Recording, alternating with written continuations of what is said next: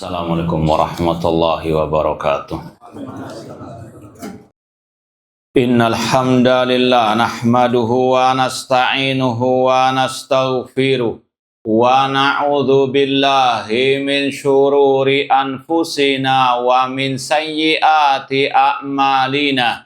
Man yahdihillahu fala mudhillalah wa man yudlil fala hadiyalah.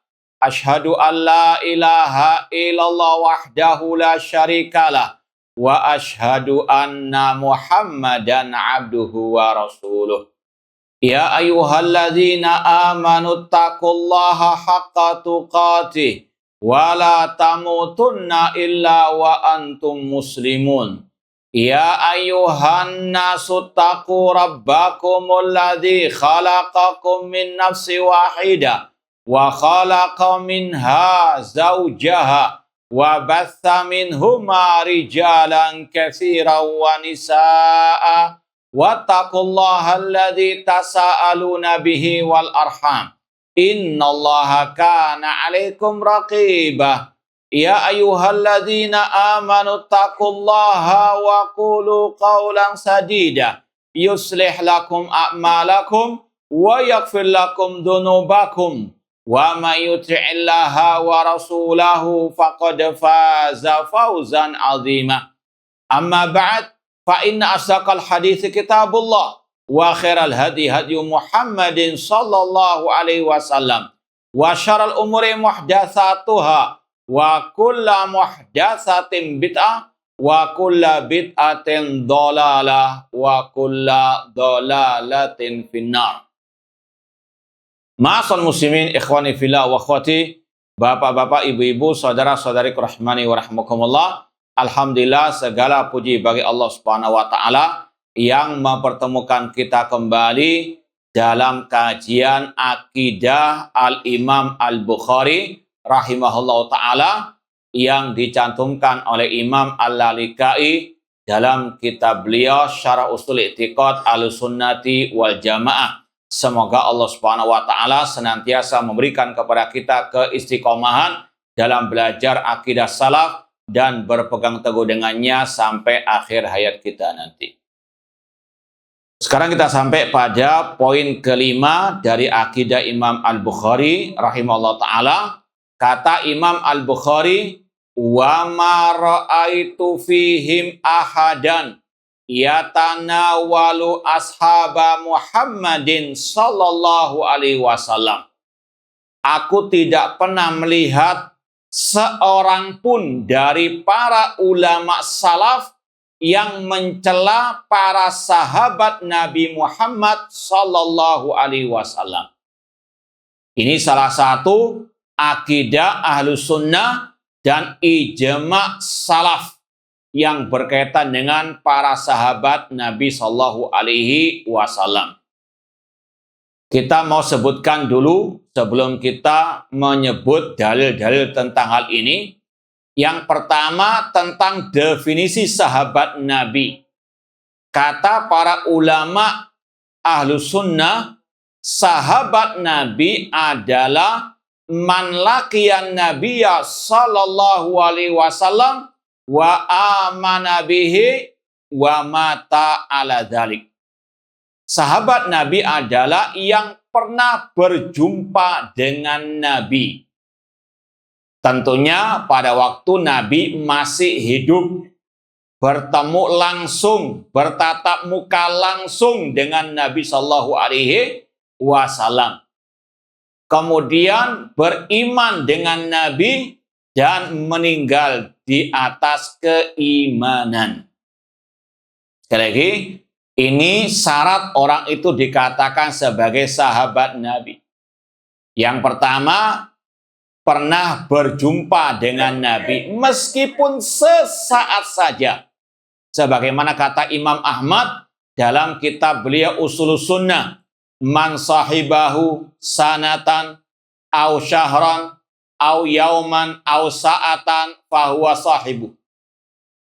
Kata Imam Ahmad, barang siapa yang menemani Nabi setahun atau sebulan atau seminggu atau sesaat atau sehari saja, tapi dengan tadi tambahan dia beriman dan mati atas keimanan, itulah sahabat Nabi Shallallahu Alaihi Wasallam.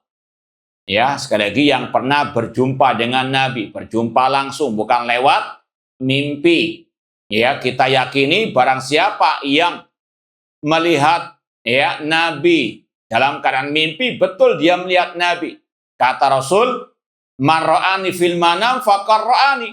Barang siapa yang melihatku dalam mimpi, sungguh dia telah melihatku. Fa inna syaitan la yatamatsalu bi.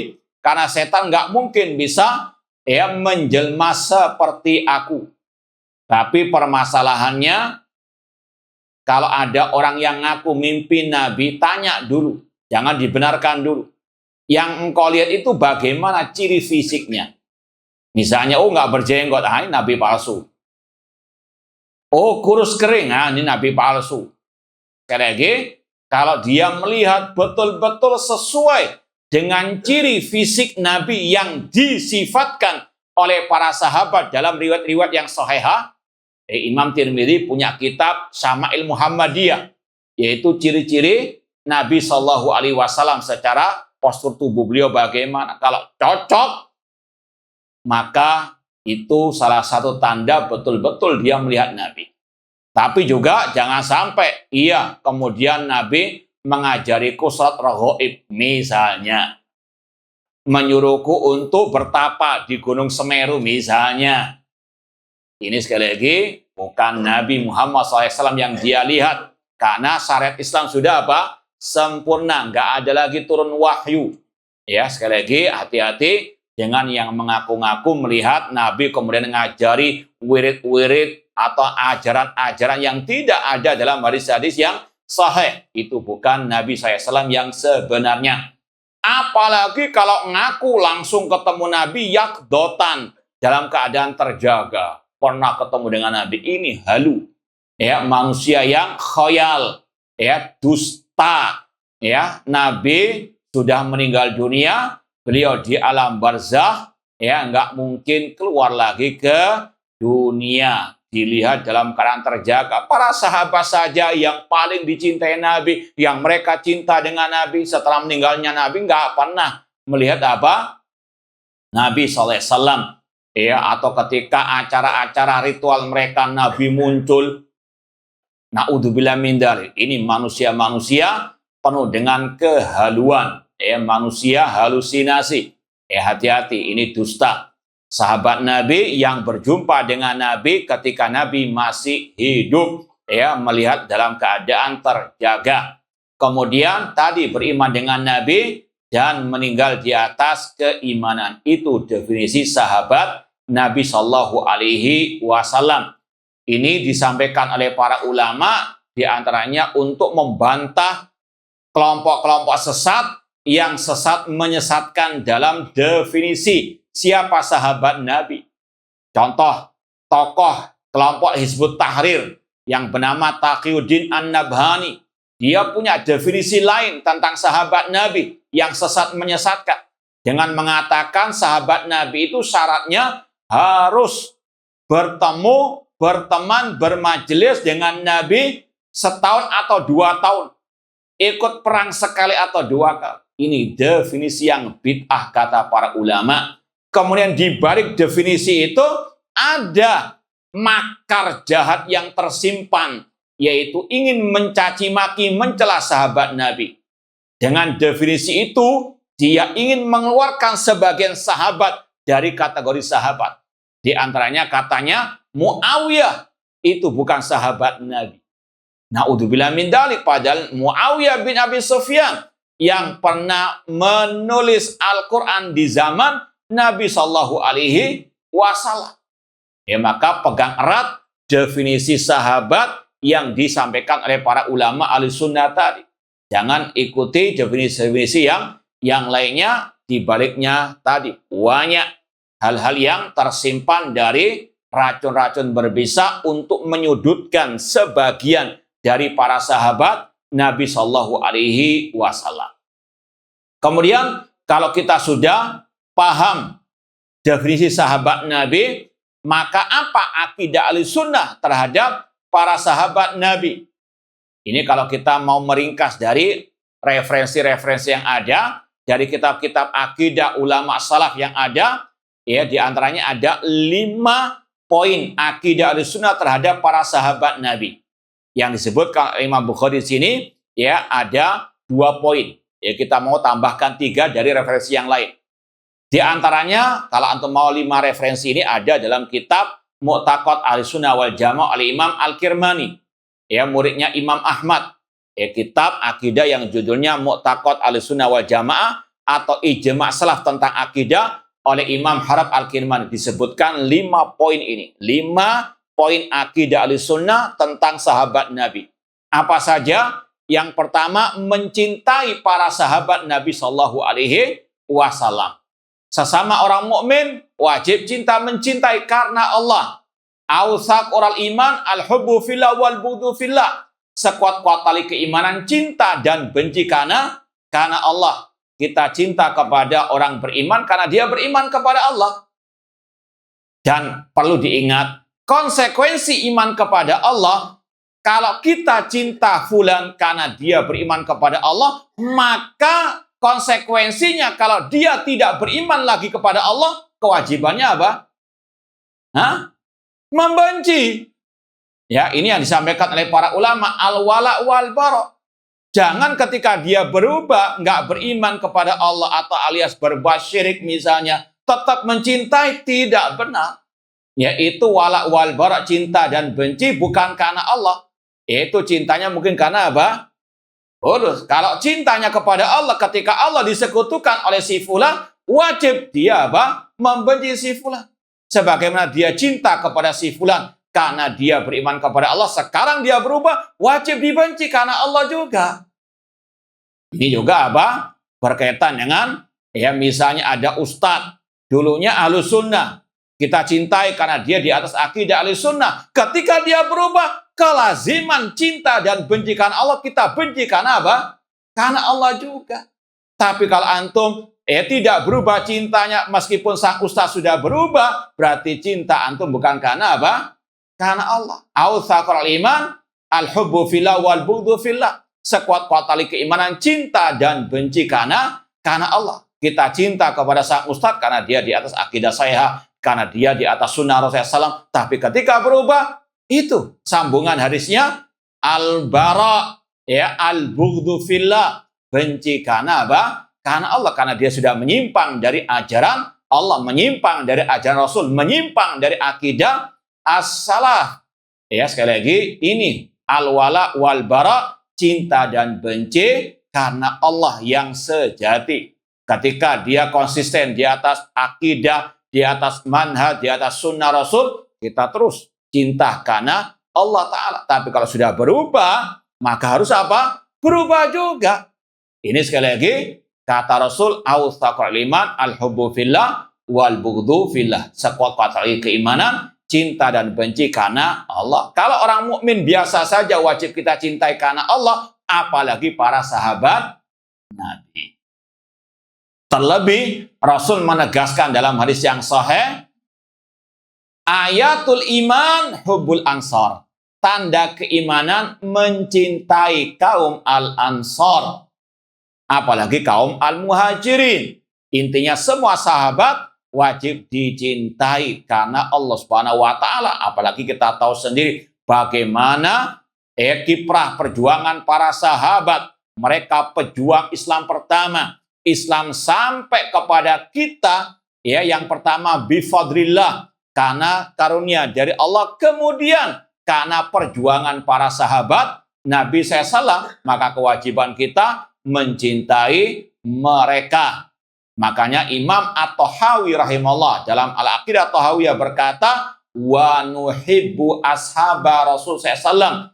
Kita mencintai semua para sahabat Nabi. Nggak ada pengecualian. Semua yang masuk kategori definisi sahabat tadi, kita cintai. Namun kata Imam At-Tahawi, wala nufritu fi hubbi ahadin minhum.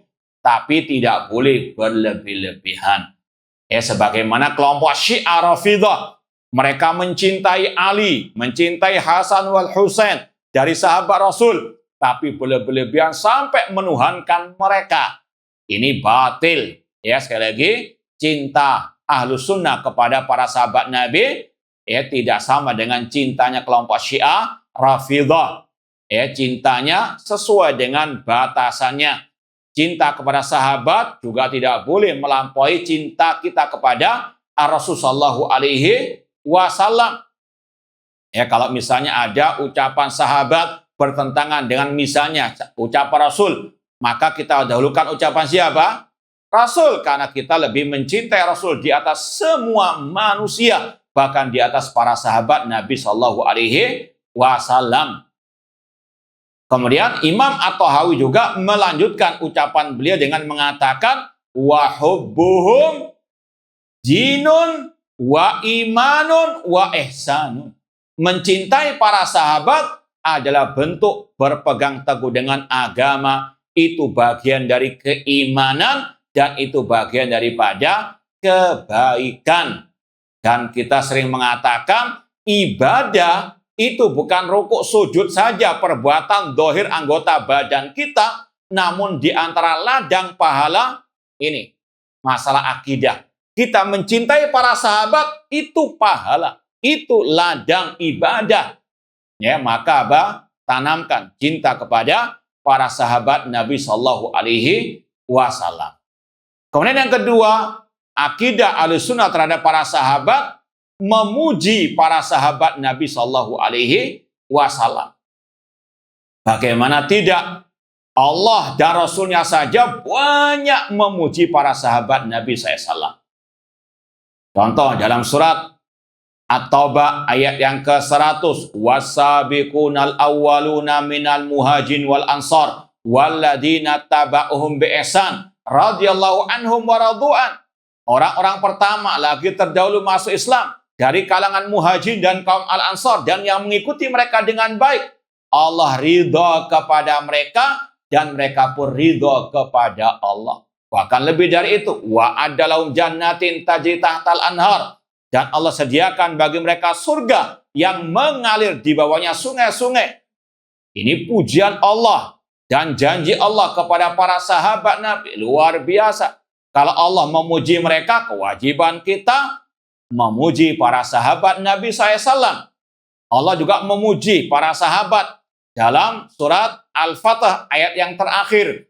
Muhammadun Rasulullah walladina ma'ahu asyidda alal kuffar ruhama'u bainahum tarahum ruk'an sujada yabtaghuna fadlan minallahi wa ridwana simahu fi wujuhihim min athari sujud dzalika mathaluhum fit taurati wa mathaluhum fil injil.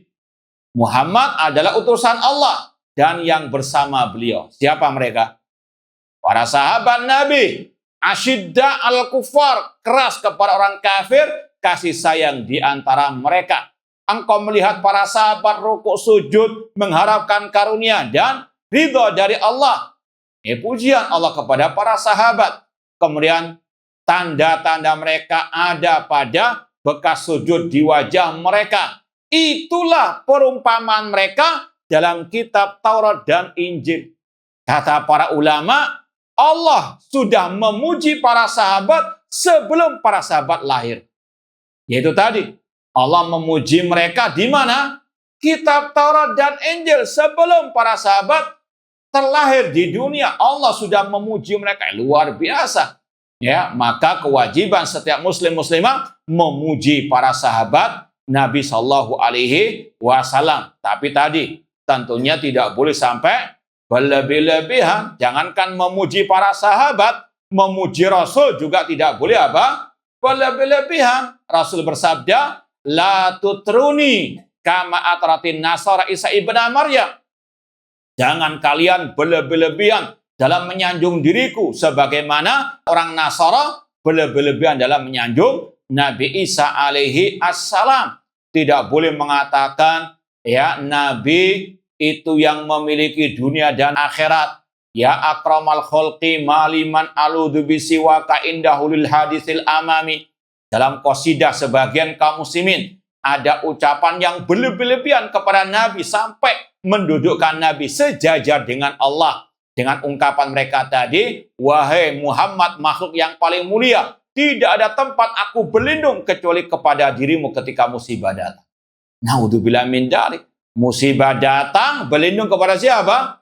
Allah. Wa iyam saskallahu bidhurin fala kashifa la illa huwa. Apabila Allah menimpakan musibah, tidak ada yang bisa mengentasnya kecuali Allah.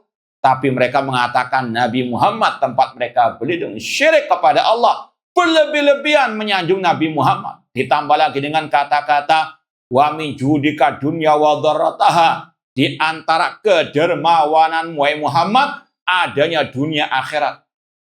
Dunia akhirat milik siapa? Allah. Wa inna lana lal akhirata wal ula. Dunia dan akhirat milik kami, kata Allah. Kata mereka milik Nabi Muhammad. Na'udzubillah. Ya, ditambah lagi mereka mengatakan wa min ulumika ilmullahi wal qalam. Di antara ilmu wahai Muhammad, ilmu dilahul mahfud, ilmu ghaib. Apakah Nabi tahu yang ghaib? Tidak tahu. Allah yang menegaskan dalam banyak ayat Al-Quran, alimul ghaibi fala yudhiru ala ghaibi ahadan illa man irtada mir rasul. Dialah Allah yang tahu yang ghaib dan dia tidak menampakkan yang ghaib kecuali kepada Rasul yang dia ridhoi. Rasul mengabarkan tentang tanda hari kiamat, mengabarkan tentang surga neraka. Itu wahyu dari Allah, bukan zatnya Nabi tahu yang ghaib. Bahkan ketika Rasul ditanya, akhbirni anis-sa'ah, beritahukanlah kepadaku kapan datangnya hari kiamat. Rasul mengatakan mal mas'ulu anha bi'a'lama minas sa'il. Aku yang ditanya dan engkau yang bertanya tidak tahu kapan datangnya hari kiamat. Rasul tidak tahu yang gaib, cuma mereka berlebih-lebihan dalam apa? Menyanjung Nabi Muhammad sallallahu alaihi wasallam. Ya, sekali lagi, kalau menyanjung Nabi saya tidak boleh berlebihan, apalagi menyanjung para sahabat Nabi sallallahu alaihi wasallam. Kemudian yang berikutnya, atau kalau kita tambah lagi, Rasul juga memuji para sahabat dalam hadis khairun nasi qarni. Sebaik-baik manusia adalah generasiku, yaitu para sahabat. Allah dan Rasul memuji para sahabat. Kewajiban kita sebagai seorang muslim mengikuti Allah dan Rasulnya sallallahu alaihi wasallam. Kemudian yang ketiga, di antara akidah Ahlussunnah terhadap para sahabat Nabi, ini yang disampaikan oleh Imam Al-Bukhari, menjaga lisan tidak mencaci maki para sahabat Nabi, menjaga hati tidak dengki kepada para sahabat Nabi sallallahu alaihi wasallam. Imam Bukhari mengatakan, aku tidak pernah melihat seorang pun dari mereka. Mereka di sini yang dimaksud siapa? Hah? Nah, biar nggak ngantuk, ditanya dulu. Kata Imam Bukhari, aku tidak melihat seorang pun di antara mereka yang mencaci maki seorang pun sahabat Nabi SAW. Yang dimaksud dengan tidak melihat seorang pun dari mereka. Mereka ini siapa? Hah? Ulama salaf. Ya, ini sekedar mengingatkan ucapan Imam Bukhari dari awal. Imam Bukhari pernah berkata, laqitu aktsar min alfi rajulin minal ulama bil amsar. Aku pernah bertemu, berguru lebih dari 1000 ulama di seluruh penjuru dunia. Ini yang beliau maksud apa? Ya, minhum. Aku tidak melihat seorang pun dari mereka yang lebih dari 1000 ulama itu. Ini hikayat, nukilan ijma ulama. Ulama Ahlussunnah menjaga lisan mereka terhadap para sahabat Nabi. Tidak mencela seorang pun dari sahabat Nabi SAW. Dan sudah kita sampaikan, poin pertama, kedua, ketiga. Masih ingat nggak? Poin pertama yang kita kaji apa? Enggak. Poin pertama akidah yang disampaikan Imam Bukhari tentang apa?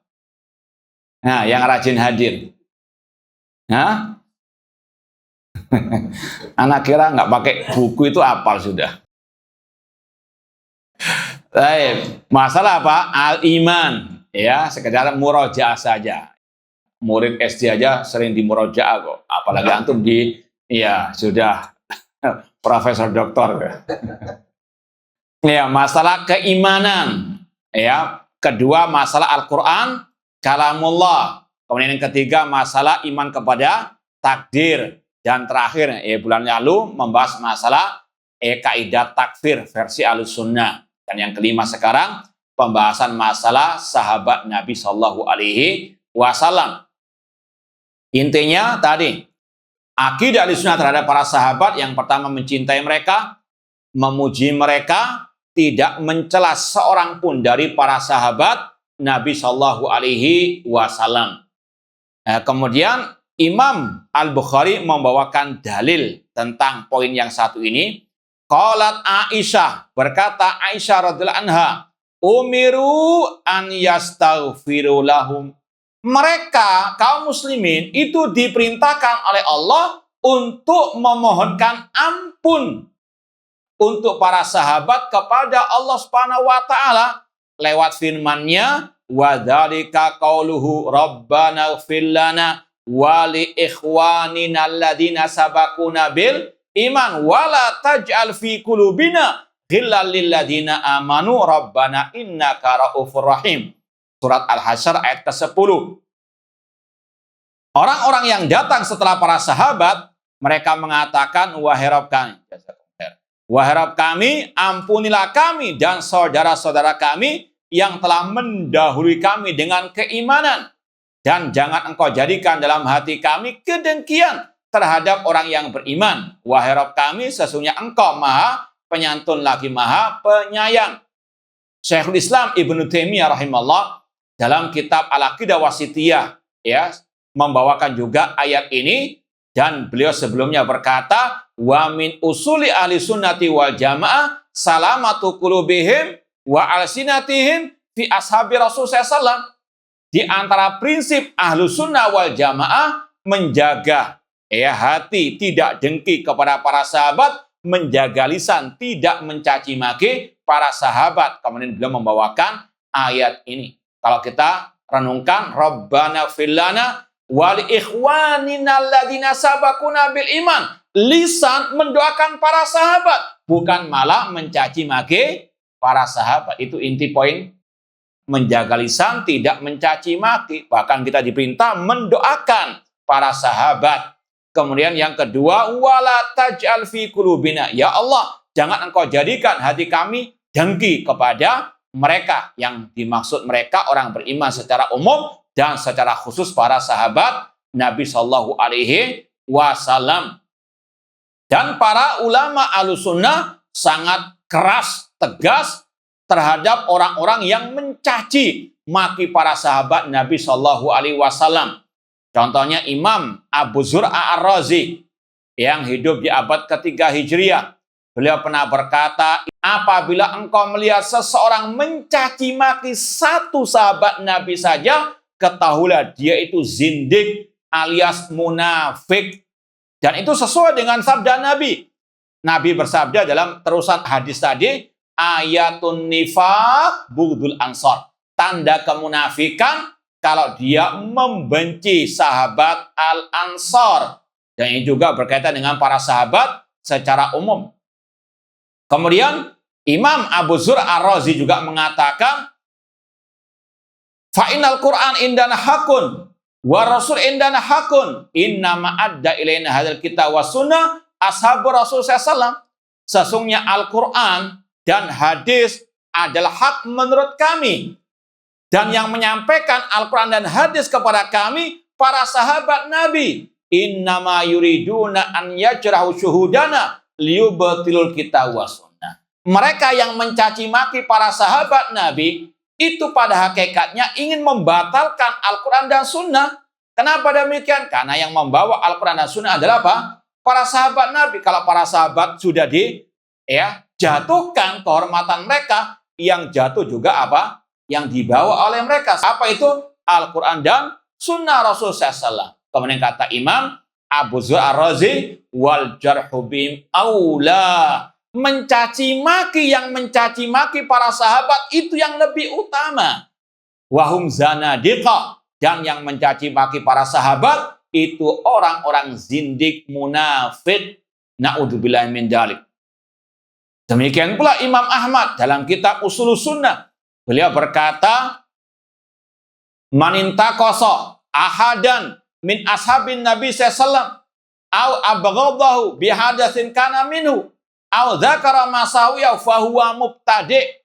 Barang siapa yang mencela satu sahabat Nabi, atau dia membencinya, atau dia menyebutkan kejelekan-kejelekannya, maka dia ahli bid'ah.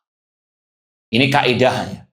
Kapan orang itu keluar dari Ahlussunnah? Kalau menyimpang dari salah satu prinsip akidah Ahlussunnah. Ini banyak orang yang tidak paham. Ya, yang penting kan jenggotan, nggak mungkin dia ahli bid'ah. Usama bin Laden jenggotnya lebih apa?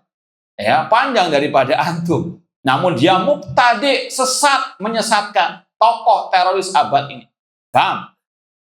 Urusan Ahlussunnah, ahli bid'ah bukan dari sisi penampilan, tapi dari sisi ini akidah. Ini yang kita pernah tekankan di sini, bahwa yang bisa mengeluarkan orang dari Ahlussunnah itu kalau ada penyimpangan dari prinsip-prinsip akidah Ahlussunnah. Makanya Imam Ahmad dalam kitab Ushulus Sunnah, atau di awal-awal kitab Ushulus Sunnah, beliau mengatakan, wa minas sunnatil lazimah allati man taraka khoslatan minha walam yu'min biha walam yakbalha lam yakun min ahliha. Di antara prinsip akidah Ahlussunnah yang wajib dipegang erat, yang barang siapa meninggalkan salah satu dari prinsip tersebut, tidak mau mengimaninya, tidak mau menerimanya, dia bukan ahli sunnah. Demikian pula murid beliau yang bernama Harb Al-Kirmani dalam kitab Mu'taqad Ahlussunnah wal Jamaah atau Ijma' Salafil I'tiqad, ya, beliau mengatakan hadza madhabu ahlil ilmi ashabil athar Ahlussunnah al-muqtada bihim fiha. Inilah prinsip akidah para ulama ashabul athar Ahlussunnah yang mereka terkenal berpegang teguh dengan sunnah dan yang merupakan suri teladan bagi umat min ladun ashabin Nabi, sejak zaman para sahabat Nabi. Kemudian beliau mengatakan, wa man khalafa syai'an min hadhil madzahib au ta'ana fiha au abaqa ilaha fahuwa mubtadi'.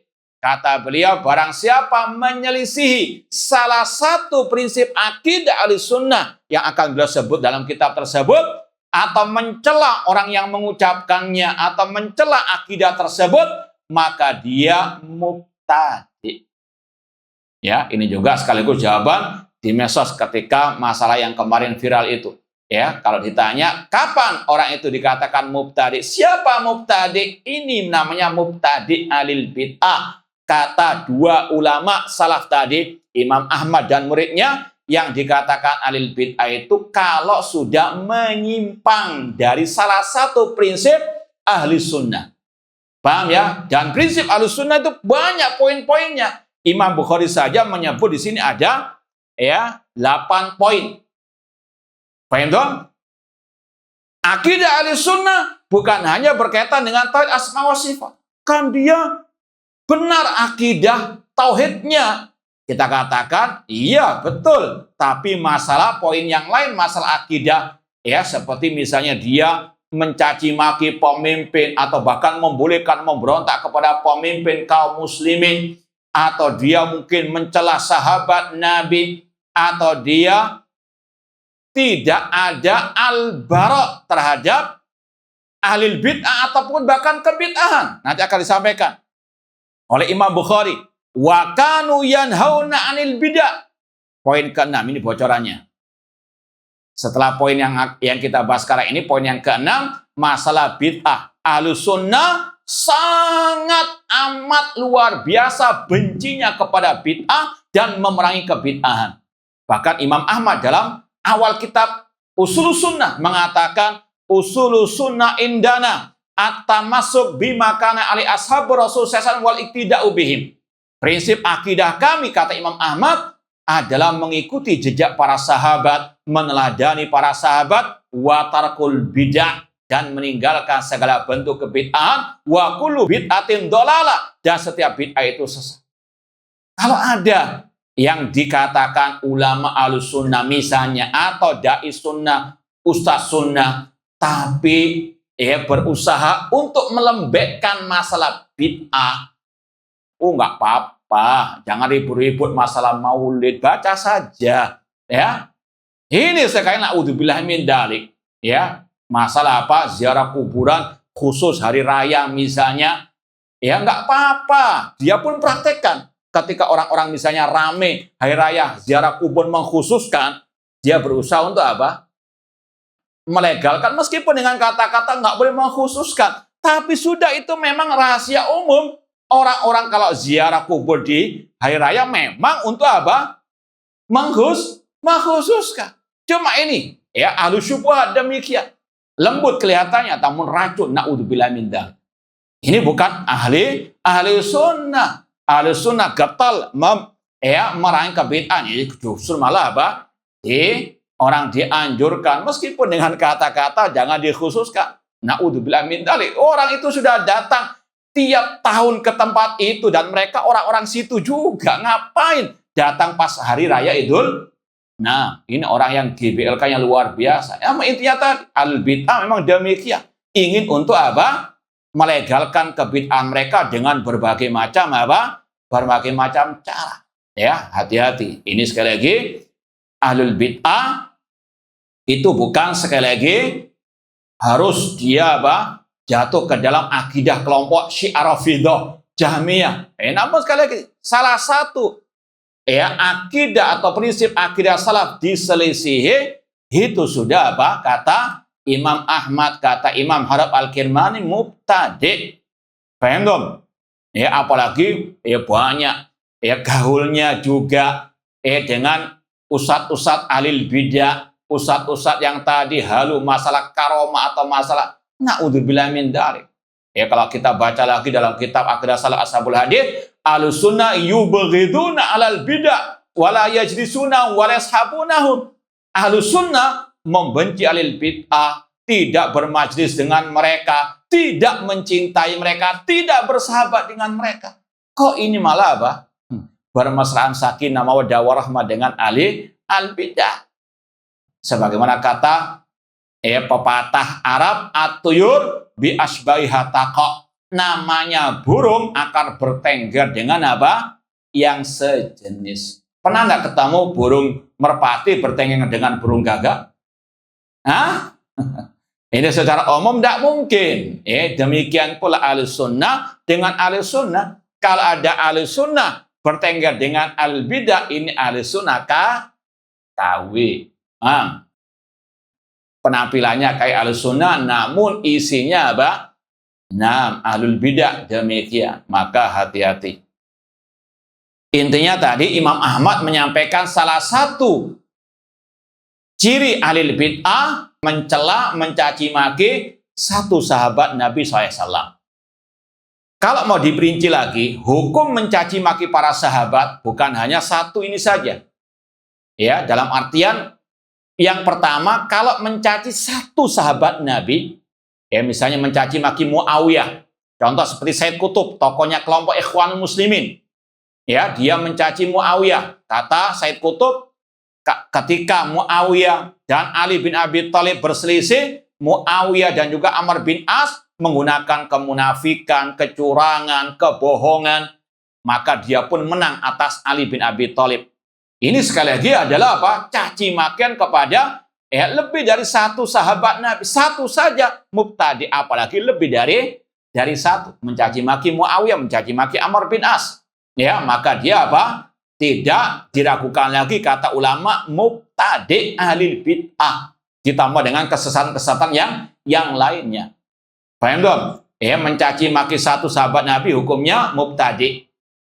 Adapun kalau mencaci maki secara umum para sahabat Nabi, maka bukan mubtadi lagi, kafir. Sebagaimana ungkapan Imam Ibnu Katsir ketika mentafsirkan surat Al-Fatah ayat yang terakhir tadi, sampai kepada firman Allah, liyaghidha bihimul kuffar, Allah menjadikan orang kafir murka kepada para sahabat Nabi. Kata Imam Ibnu Katsir dalam tafsirnya, wa min hadil ayah intazal Imam Malik fi riwayatin anhu bi takfir rawafid li annahum yubghiruna sahabah.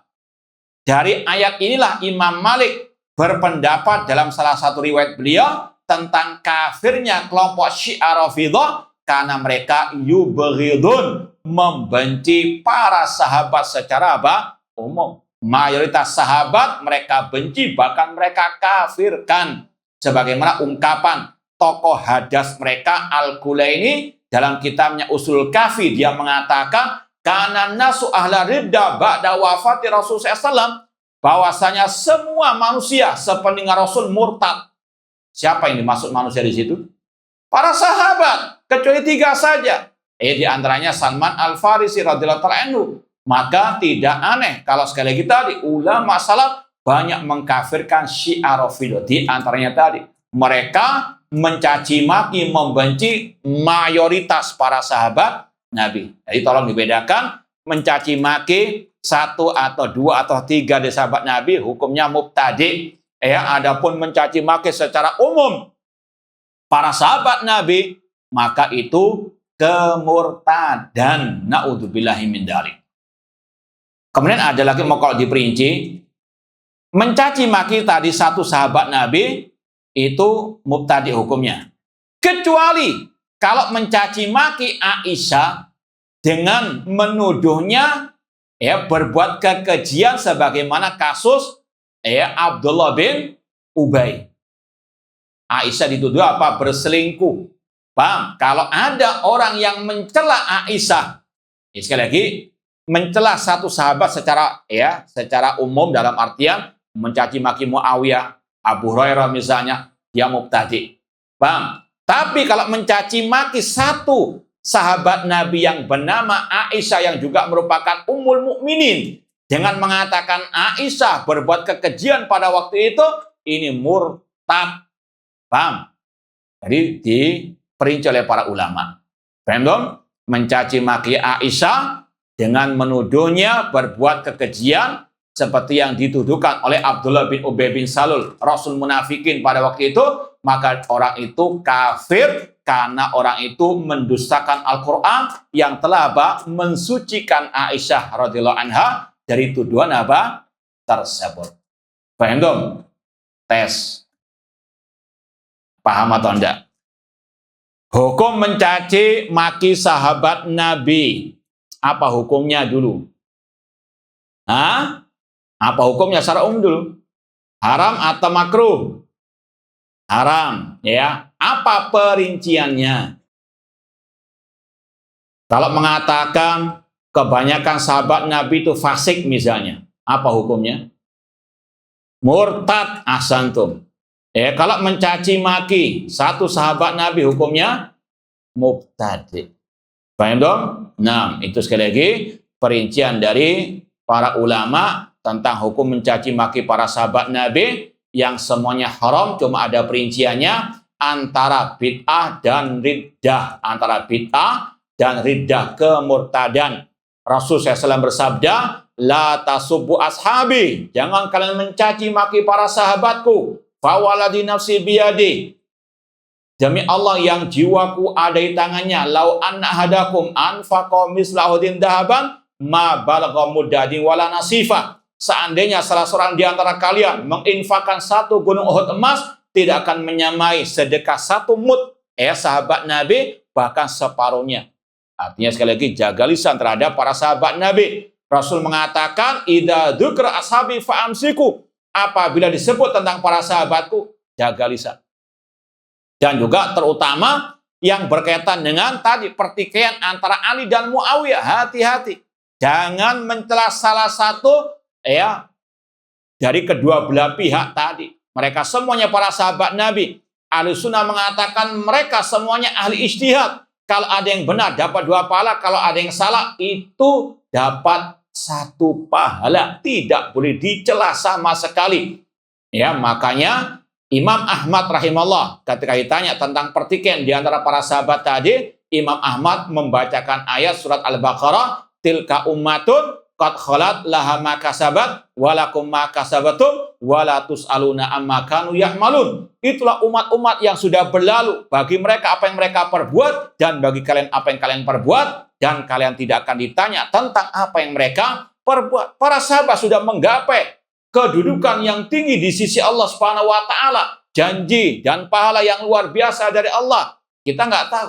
Para sahabat sudah menggapai kemuliaan di dunia wal akhirah. Maka jangan pernah mencela satupun dari sahabat Nabi Shallallahu Alaihi Wasallam. Cuma ini yang paling banyak terjadi di tengah-tengah kaum muslimin, celaan kepada Muawiyah. Ya, ini mulai dari mungkin pelajaran dulu agama di SD atau SMP atau SMA, ada selingan-selingan pembahasan ini. Kemudian arahnya apa? Menyudutkan Muawiyah bin Abi Sufyan radhiyallahu anhu. Bahkan ada salah satu, ya bisa dikatakan tokoh ya, yang sering muncul juga di televisi, pernah kita dengar ucapannya kotor, ya, keji kepada para sahabat. Dia mengatakan Ali Muawiyah ketika mereka berperang itu karena politik kekuasaan. Naudzubillah. Ini sekali lagi tuduhan yang keji kepada sahabat radhiyallahu taala anhum. Ya, ini bisa dikatakan apa? Mubtadi'un dal. Naudzubillah min dzalik. Mereka orang-orang yang jauh dari cinta kekuasaan, dari cinta apa? Urusan dunia. Tadi mereka ahlu ijtihad. Kalaupun mereka ada yang salah, mereka tetap dapat apa? Satu pahala. Cuma tidak boleh dituduh apa? Mereka ketika bertikai itu karena politik kekuasaan. Naudzubillahi min dzalik. Ma'asal muslimin ikhwani fillah wa akhwati rahimani wa rahimakumullah. Kemudian juga kata Imam At-Tahawi dalam lanjutan akidah beliau tadi, beliau mengatakan wa bughdhuhum kufrun wa nifaqun wa tughyan. Membenci para sahabat itu kekafiran. Perinciannya tadi, kalau dia membenci kebanyakan para sahabat Nabi, kufrun, keluar dari Islam. Wa tughyanun, melampaui batas, atau dia tadi mubtadi', wanifakun, dan kemunafikan. Ya, kalau mau tahu siapa munafikun sekarang, Syiah Rafidhah. Ya, karena mereka apa? Mencaci maki para sahabat Nabi Shallallahu Alaihi Wasallam.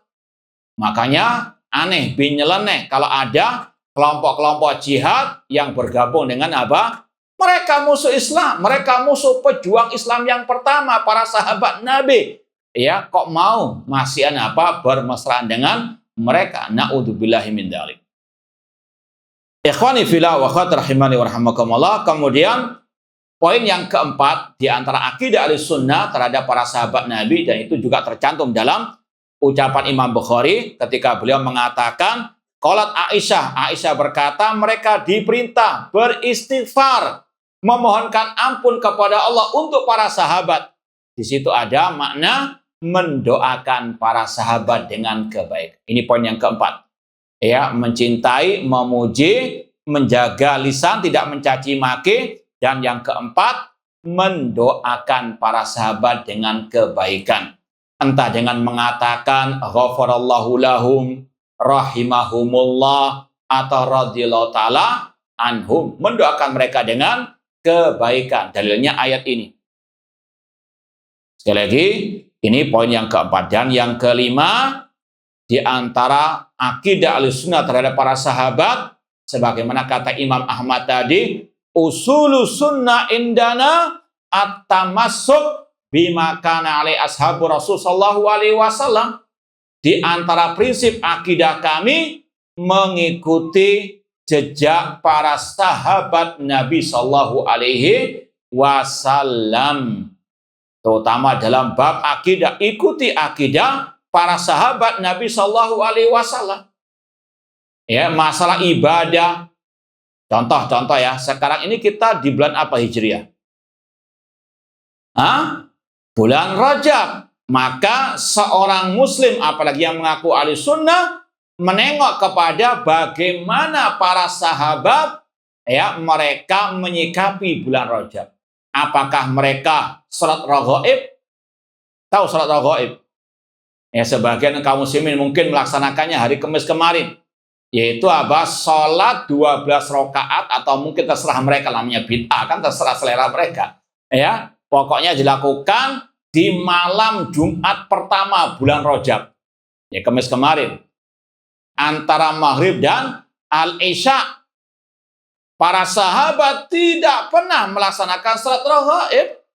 Padahal mereka adalah orang yang paling semangat beribadah kepada Allah. Tarahum ruka'an sujada. Gak ada riwayat mereka salat raghaib. Bahkan kata Imam At-Turtusi dalam kitab beliau Al-Hawadis wal Bidah, munculnya pertama salat raghaib itu setelah abad keempat Hijriah. Alias apa? Itu memang bid'ah yang diada-adakan oleh sebagian manusia. Tidak pernah diajarkan Rasul, tidak pernah dipraktekkan oleh para sahabat, para tabi'in, tabi'ut tabi'in. Makanya Imam An-Nawawi yang bermadzhab Syafi'i pernah berkata tentang salat raghaib, bid'atun mungkaratun. Ini tegas, ulama itu tegas, ya, bid'ah ya bid'ah, jangan apa ngeles kayak welut gitu. Jangan dilarang, ya kan orang itu jarang baca Quran. Paham maksudnya? Baca surat apa? Yasin malam, cuma jangan dilarang. Na'udzubillahi min dzalik. Ya, kalau Imam Nawawi, ya ulama-ulama tegas, bid'ah ya bid'ah kalau nggak ada ajarannya dari siapa? Nabi Shallallahu Alaihi Wasallam. Bid'atun, qabihatun, mungkaratun, asyadal ingkar. Kata Imam Nawawi, salat raghaib itu bid'ah yang jelek, yang mungkar, yang sangat mungkar. Kurang apa sih? Luar biasa lembutnya kan? Nah, ini sekali lagi beda orang yang apa? Ahlul bidah tadi yang ingin melegalkan kebid'ahan dengan berbagai macam retorika, ngeles sana sini, na'udzubillahi min dzalik. Baik, ikhwani fillah wa akhwati rahimani wa rahmakumullah, mengikuti jejak para sahabat Nabi tadi dalam masalah akidah, ibadah. Makanya Hudzaifah bin Yaman, sahabat Rasul pernah berkata, kullu ibadatin lam yata'abbadha ashabu Muhammadin sallallahu alaihi wasallam fala tata'abbaduha. Setiap ibadah yang enggak pernah dipraktekkan, dilakukan oleh para sahabat, jangan dilakukan. Ya, contohnya tadi salat raghaib atau nge-share doa Allahumma barik lana fi Rajab wa Sya'ban wa balighna Ramadan. Tidak ada riwayatnya dari Rasul ataupun para sahabat Rasul. Itu tidak ada hadisnya yang apa? Yang sahih. Ya, tidak ada juga para sahabat puasa di awal Rajab atau di malam 27 Rajab. Malam apa itu? Isra wal Mi'raj. Itu juga penanggalannya nggak tahu dari mana juga. Tidak ada referensi dalil yang otentik. Bahkan kata seorang ulama pakar ahli hadis yang bernama Abdul Khattab Ibnu Dihyah yang hidup di abad ke-7 Hijriah. Dalam kitabnya ada Wajab fi bayani wad'il wadda'ina fi Rajab. Beliau mengatakan wa dzakara ba'dul qusas annal Isra fi Rajab. Sebagian para pendongeng Al-Qusas menyebutkan kejadian Isra wal Mi'raj terjadi di bulan Rajab. Wa hadza inda ahli jari wa ta'dil ainul kadzib. Dan ini menurut pakar peneliti ahli hadis adalah dusta yang nyata. Apa yang dusta? Penanggalannya. Jangan gagal paham. Nanti dituduh apa? Itu mengingkar Isra wal Mi'raj. Siapa yang mengingkar Isra wal Mi'raj? Na'udzubillah min dzalik. Yang kita apa? Bahas penanggalannya. Tidak ada kata, sekali lagi ulama ahli hadis tadi Ibnu Dihyah. Beliau mengatakan menurut pakar-pakar ulama ahli hadis jarh wa ta'dil menyebutkan, memastikan, menentukan Isra wal Mi'raj terjadi di bulan Rajab itu kedustaan yang nyata. Isra wal Mi'rajnya hakun, ayatnya jelas, subhanalladzi, cuma kapannya gak ada yang apa? Bukti otentik bulan Rajab. Apalagi perayaannya. Untuk para sahabat dalam mereka yang paling cinta kepada Rasul, yang paling tahu bagaimana sabda Rasul tentang Isra wal Mi'raj, tapi mereka tidak pernah merayakan. Maka sikap Ahlussunnah mencintai para sahabat dan mengikuti jejak para sahabat Nabi SAW dalam bab akidah, ibadah, dalam dakwah, dan seterusnya. Adapun dalil-dalil tentang wajibnya mengikuti para sahabat banyak sekali. Lanjut apa cukup ini? Hah? Bisa sampai asal loh ini. Hah? Kita sebutkan sebagian saja untuk lebih memantapkan kita juga kaum muslimin. Ya, kita tiap hari berdoa kepada Allah, ihdinas siratal mustaqim. Ya Allah, tunjukkanlah kami ke jalan yang lurus.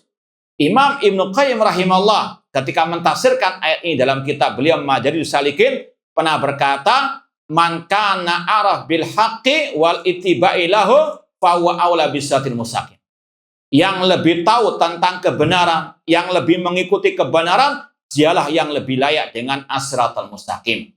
Kemudian beliau mengatakan walihada fassara salaf as-siratal mustaqim bi Abi Bakar wa Umar wa bi ashabi Muhammadin SAW. Oleh karena itulah sebagian salaf mentafsirkan as-siratal mustaqim dengan jalannya Abu Bakar, jalannya Umar, jalannya para sahabat Nabi SAW. Maka setiap muslim ketika dia berdoa ini siratal mustaqim harus betul-betul dia iringi dengan tadi ittiba kepada ajaran para sahabat, bukan malah menyimpang dari ajaran para sahabat.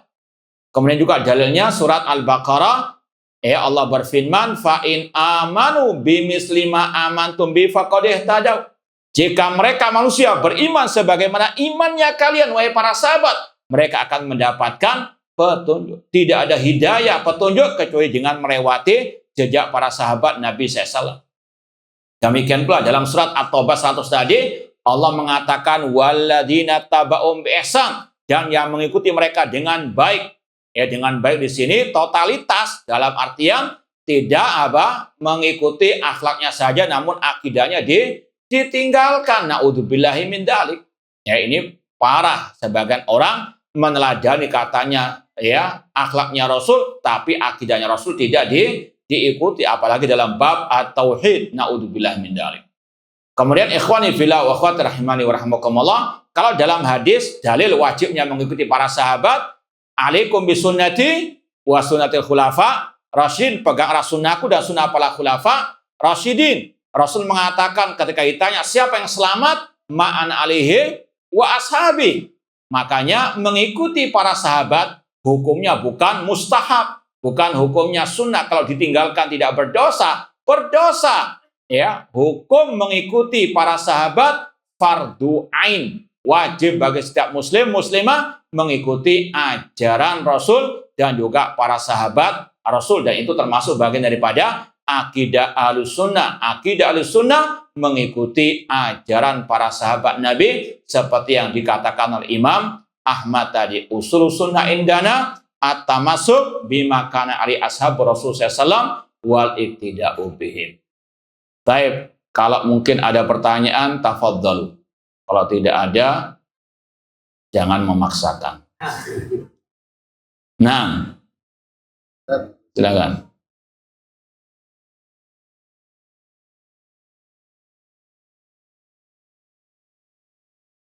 Assalamualaikum warahmatullahi wabarakatuh. Salam. Ustaz, seperti yang dijelaskan tadi,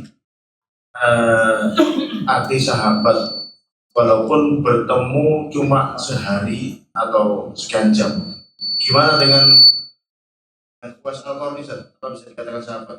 Tidak, ya. Selama tidak bertemu dengan Nabi, maka bukan kategori sahabat Nabi. Sekali lagi, banyak kaum muslimin yang hidup di zaman Nabi, tapi nggak sampai ketemu Nabi. Ketemunya dengan para sahabat Nabi, maka terhitung sebagai tabi'in, murid dari para sahabat An-Nabi Sallallahu Alaihi Wasallam. Nah, wallahu ta'ala alam. Terus yang kedua, sekarang ini kan di medsos lagi ramai terhadap salah satu dai. Sudah kita jawab tadi. Itu gimana, Ustaz? Ya sudah kita jawab tadi. Dan sudah kita tulis di medsos. Antum baca lagi di medsos kita. Nah, bagaimana sekali lagi orang yang ucapannya terhadap bid'ah ingin untuk melegalkan kebid'ahan tersebut dengan berbagai retorika yang kelihatannya halus, ya, namun sekali lagi jauh daripada manhaj Ahlussunnah dalam mentahdzir apa? Kebid'ahan. Ya, kemudian juga sebagaimana kata Abdullah bin Mubarak, man khafiyat alaina bid'atuhu lam takhfa alaihi ulfatuhu. Orang yang tersembunyi bagi kita kebid'ahannya, nggak tersembunyi bagi kita bagaimana mesranya dia dengan ahli bid'ah. Coba lihat di medsos, siapa duetnya dia dengan orang-orang yang diantaranya berhalusinasi. Paham? Nah, maka sekali lagi ini sangat jauh dari akidah manhaj Ahlussunnah wal Jamaah. Sekali lagi lihat lagi tulisan kita di medsos. Nah, ada lagi mau ditanyakan? Baik, kita cukupkan sekian, kurang lebihnya mohon maaf. Wa jazakumullah khairan. Aku qouli hadza wa akhiru da'wana anil hamdulillahi rabbil alamin. Wassalamualaikum warahmatullahi wabarakatuh.